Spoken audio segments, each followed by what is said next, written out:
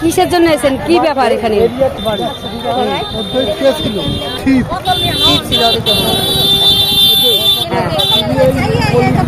উদ্ধার করার জন্য এই সুরধ্বনি গঙ্গা, এটা এইটা সুরধ্বনি।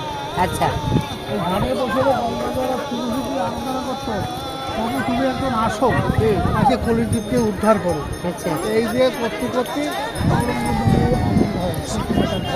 তুলসী পাতা জল দিয়ে যখন দিছিল, স্নান করছিল, দুর্গতা উদ্যোগ চলে সত্যি মায়ের নাভি পর্যন্ত আরো আগে যেতে পারে। যখন ওর গুরুদেব মারা যান, একটা উৎসব করেছিল এই তিথিতে, সেই তিথি ধরে রেখেছে।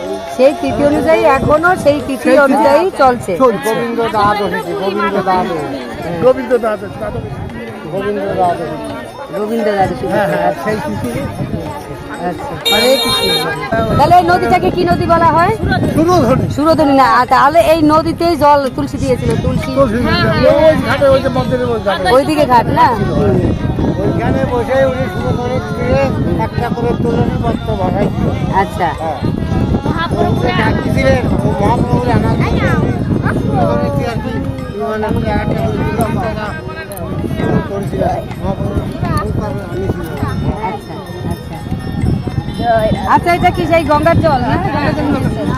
হরি বল, সুরধনী গঙ্গার জল। কাঁচাপাড়া থেকে।